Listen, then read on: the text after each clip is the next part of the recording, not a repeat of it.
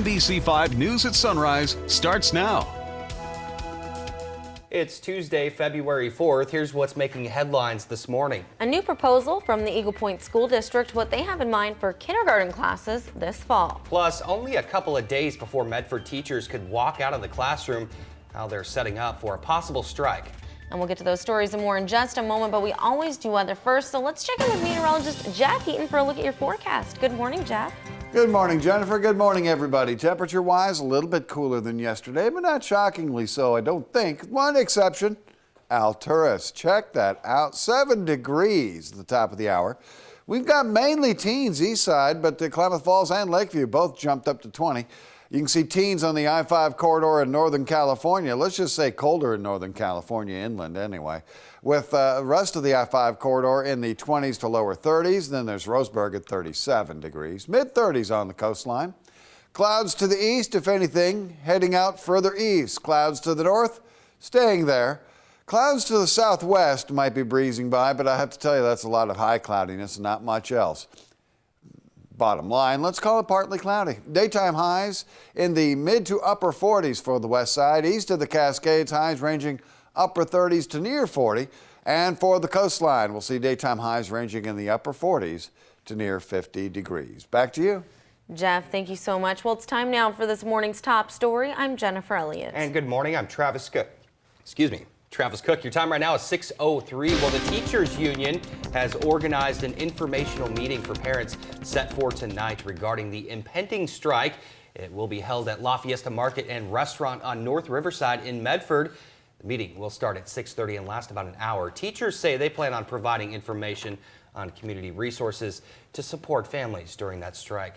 2 more school days until some 600 teachers could walk out of the classroom, and the Teachers Union rented a Medford building to serve as their strike headquarters. It's located on Hawthorne Avenue. It's a place where teachers can go to gather and organize if they do decide to strike. A union representative says teachers who picket and perform other strike support duties will receive about $100 a day from pay from the union. A union representative would not disclose the amount of rent that's being paid for that building. And concern over the availability of substitute teachers if it comes to a strike. Educators and administrators in districts outside of Medford say they're concerned if teachers strike, the Medford School District will use a large percentage of available subs, making it potentially more difficult for them to get a substitute. Even though Medford has its own list of subs to draw from, Scott Perry with Southern Oregon ESD says a strike could strain the system. Well, if there are teachers in the Medford system as well as in our system, and if they're substituting in the Medford School District, then they wouldn't be available on that day to substitute in another district. On the homepage of the Medford School District's website in big letters, there's a link for substitute teachers to submit their application for work. And for the latest developments on the possible Medford teacher strike and how it's impacting the community, stay with us online at KOBI5.com. You can follow the latest developments on our Facebook page and Twitter page as well. Eagle Point School District Elementary is working to double the amount of time their kindergartners get in class each day. Principals and teachers are working on a proposal for the Eagle Point School Board that will implement full-day kindergarten classes at 6 of its schools starting this fall. Under the new proposal, these students would receive about 6 hours of instruction a day. The team has analyzed similar programs throughout the state and will present its proposal to the board late this spring. A woman was raped and assaulted in a Rogue Community College bathroom. The suspect is now in jail on $5 million bail, but students are still on edge. And as NBC5's Cassie Nelson reports, it allegedly happened right in the middle of the day without anyone knowing.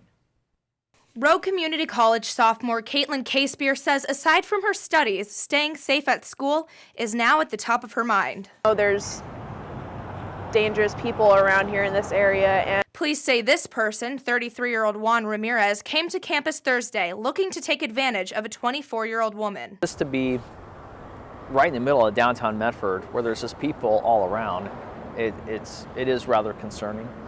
Lieutenant Mike Bedreau says Ramirez and the victim met walking downtown. Neither are students at RCC, but came to campus looking for cigarettes. She may have been looking more like friendship or a companion, just somebody to talk to. I think he was looking to sexually assault her as soon as he had a chance. Bedreau says around 4:30 in the afternoon, the two went into Building B, where Ramirez fondled the woman in the lobby. She went into the bathroom trying to get away, but he followed her in, locking the door behind them. That's where police say Ramirez raped and sodomized the woman. The college was completely unaware that this occurred. Police say Ramirez then allowed the woman to leave. She called a friend who called police. Bedreau says she was smart to get her alleged attacker's name, a name police say they've heard before. This suspect is actually a registered sex offender, so we believe that that was his intent with her all along. An RCC spokeswoman said Monday the school is devastated by what happened, that they're working with police. The school has security cameras and a security guard, but the campus is open to the public, making it hard to monitor who comes and who goes. Reporting at Rogue Community College, Cassie Nelson, Fox 26 News. College officials say they're trying to notify students and faculty members about what happened, and Ramirez faces multiple felony sex abuse charges. With the start of the Olympic competition just 2 days away, athletes from around the world are getting their game faces on. Members of the U.S. men's mogul team hit the slopes at the start of the 2014 Winter Olympics. And the ladies actually start with qualifications on the 6th, a day before the opening ceremony. Look at them go. While the men will be skiing on the 10th, skier Patrick Denning said format changes will mean more strategy in the runs. But this year we have 3 final rounds, which is something we've never had before. Normally we just have 2, which it took everybody a while to get used to, and 3 is going to be even a little bit different. So it's going to be tough to lay down your best run 3 times in a row. But I think there's just going to be a lot more strategy that goes into it this year. Despite the change, the U.S. team's mogul coach tells his team to take the pressure and look at it as an opportunity, a chance to show everyone what they can really do. Stocks plummet as a terrible January gives way to an awful start to February. The Dow Jones plunged 326 points Monday, the worst loss of the new year. The blue chips have now lost more than 1,200 points since the start of the year. The Nasdaq and S&P 500 dropped more than 2% each. But there is some good news on the economy front, at least here in Medford. Harry and David says their second quarter holiday report shows their sales and growth are up. The Medford-based gift and gourmet food company reports sales are up more than $1.4 million compared to last year. Online sales showed the most growth with a 9.6% increase.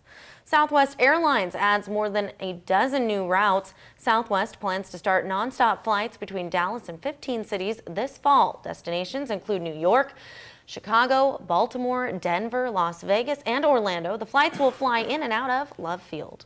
We'll head Rick Middle School 8th graders get a look into the world of finance to help better prepare them for the future. Junior Achievement's Finance Park immerses students into the world of banking and investments using a twist of technology.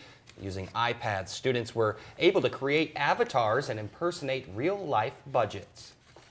Well, I think it's really great that kids our age are learning about it now, not just having to when they need to, but now we can have that insight, so it really opens up our eyes on what adults go through every day, so we'll be ready for it when we get there. Finance Park is a traveling exhibit going around the state of Oregon before making its way finally back to Medford this spring. Well, we always do weather and traffic back to back. Let's check in right now with meteorologist Jeff Heaton for a look at our Tuesday forecast. Jeff, good morning. Good morning, Travis. Good morning, everybody. Temperatures starting out colder in Alturas especially. Really have to highlight that. 7 degrees, but generally Northern California is colder with temperatures in the teens. Head up in Oregon, it's teens and 20s east of the Cascades and a lot of lower 30s on the west side. Clouds off to the east are moving off further to the east. Clouds to the north should remain there. Have some isolated showers, extreme northern Cascades. Otherwise, really, for the most part, some pretty clouds drifting by on occasion. Let's call it partly cloudy.